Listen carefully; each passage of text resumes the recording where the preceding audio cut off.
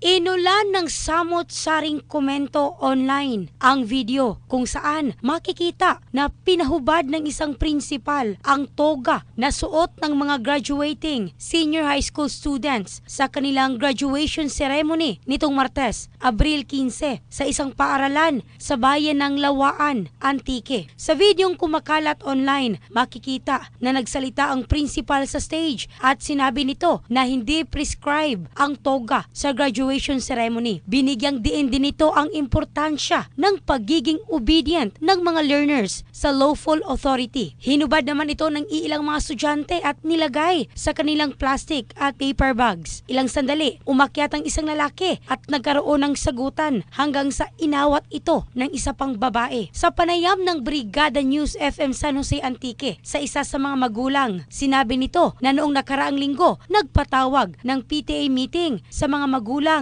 ng grade 10 at graduating students. Nagbutuhan umano ang mga magulang kung ano ang susuotin at majority ay nais makapagtoga ang kanilang mga anak dahil once in a lifetime lamang ito, lalong-lalo na sa mga hindi na magkokolehiyo. Tinutulan umano ito at binasahan sila ng DepEd memo na bawal umano ang extravagant, ngunit tinanong umano nila na considered ba na bongga ang pagsuot ng toga at sinabi nito na hindi. Inamin naman ng naturang magulang na may pagkakamali sila pero binigyang diin din ito ang kahalagahan ng naturang moment hindi lang para sa kanilang mga magulang kundi para na rin sa mga anak nila. Sinubukang kunan ng pahayag ng brigada ang naturang principal ngunit tumanggi ito at sinabing magseset na lang siya ng appointment. Batay sa DepEd Order Number 009 Series of 2023, ang pagsusuot ng toga bagamat ay hindi recommended pero ito ay allowed bilang additional garb in the heart of changing lives. Ako si Michelle Craste ng Brigada News Philippines, the Music and News Authority.